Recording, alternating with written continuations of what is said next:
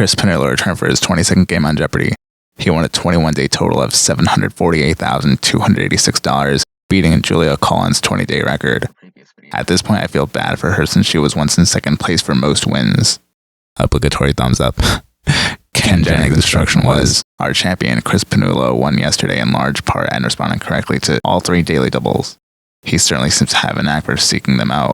All told, in his 21-game streak, Cris has found 48 of the 63 daily doubles available, and they account for almost $175,000 of his total winnings. Will he find some again today? Or will the daily double gods smile upon Andy or Megan?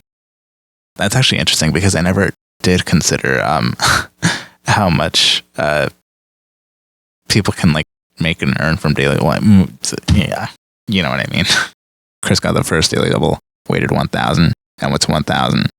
A French fable, Regulus. Andy buzzed and answered, "What is king?" taking him down to negative 1,000.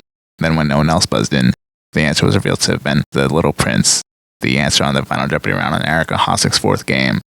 Cris was the only one with any money at this point. Next question. Programs on this international network include Science in a Minute and Press Conference USA. Andy buzzed in, answered wrong, and went further in the red. 6-year-olds found it awesome when the USA's first of these opened in Carlsbad, California in 1999. Cris buzzed in and answered Legoland, and I'm surprised Andy didn't because he's from San Diego. Cris ended the first round winning $7,600. Megan was in second place at $4,200, and Andy was in third place at negative 1,000. Let's hope he turns that around. Andy got out of the hole in the very beginning of Double Jeopardy. Look for leaping frames on the cover when you seek out The Splendor Before the Dark, Margaret George's novel about this Roman emperor. The answer was Nero, and this aired 9 days before the late emperor's birthday. He got both daily doubles. Cris got the first daily double in Double Jeopardy, risked $6,600, unfortunately answered wrong, and went down to $3,800. This put Megan in the lead at $5,800. Cris and Andy were tied. The American author of this 1889 book wrote it after reading Mallory's Le Meurtre d'Arthur, but Mallory didn't include time travel. The answer was, what is a Connecticut Yankee in King Arthur's Court, which also came up in Amy Schneider's 35th game. The book includes time travel, you say. Now what's even stranger is, after Amy answered, what is a Connecticut Yankee in King Arthur's Court, Ken told her she ran the category. When Andy answered, what is a Connecticut Yankee in King Arthur's Court, Ken told Andy, now you have the lead. This is the start of Cris and Andy fighting for the lead. Andy got the second daily double in Double Jeopardy, wagered $3,700, got it right, and went to $11,100. The alpaca's wild ancestor, the smallest member of the camel family, is featured on Peru's coat of arms. This became a crucial moment as Cris and Andy's scores were getting closer to each other. Cris took the lead. Tragic Kingdom featuring Don't Speak, who is no doubt. Yeah! I'm so glad a no doubt question came up. Andy took the lead. Andy took back the lead and was only ahead by 100. Cris took back the lead and was only ahead by 300. After what was no doubt a strong competition between Cris and Andy, Cris ended Double Jeopardy winning $12,600. Oh, today's date. An anagram, yeah. Andy was in second place at $11,900 in what's one of Chris's closest games. Megan was in third place at $4,200. Before I get to the final Jeopardy category, fans were upset that the Jeopardy YouTube channel spoiled the results because they titled the highlights The End of the Road. The final Jeopardy category was plays. Jonathan Fisher would have known this.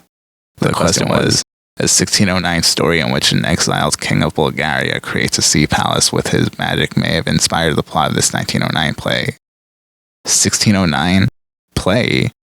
All I could think of is The Tempest, one of Shakespeare's last plays ever written. The answer was The Tempest. Andy answered correctly. He wagered $3,499, taking him to $15,399. Cris answered, what is The Little Mermaid? He risked $11,201, taking him down to $1,399. You did what you had to do. Right then and there, I started to wonder, would Cris still win if he wagered 100 on the daily double as he did the other day? After thinking about it more and more, I imagine Cris would have still lost, except that he wouldn't have gone to third place. He probably would have lost by a close margin as seen in his first game. I was also in complete shock to notice that Andy wagered to guarantee second place. Despite this, I noticed yet another numerical pattern. The comment I posted was, fun fact, Jonathan Fisher, Amy Schneider, Mattea Roach, Ryan Long, and now Cris Pannullo all lost in a day ending 6. Even more interestingly, Matea, Ryan, and Cris lost on the 6th of a month. Matea Roach, the 6th of May 2022. Ryan Long, the 6th of June 2022. The 6th month of the year, and the next two returning champions, Erica Hossack and Megan Waxpress, each won 6 games. Cris Pannullo, 6th of December 2022, and Kristen's 6th place for most Jeopardy wins. And I noticed that Cris is a 21-day champion, and his girlfriend's birthday falls on the 21st, the subject of his wagers. I was unfortunately reprimanded because this is Celestial, and these are taped months in advance. Of course I know that. Andy was another single-game giant killer, the first time since Rowan Tallman defeated Amy Schneider. This also means Andy was the second single-game champion in season 39 since Martha Bath, the champion who appeared after 50 years. And speaking of single-game champions, after Chris's run came to an end, there was a wave of single-game winners which deserves a video of its own. Just look at this week as posted by Fickle Fame. Jeopardy's Overheard on Set was titled, Andy the Super Champ Slayer, the greatest streak of luck I'll ever have in life. Now I do have a lot more to say about this, so tune in for part 2, where I go over the aftermath of Cris Pannullo's loss. And as always, thank you for watching.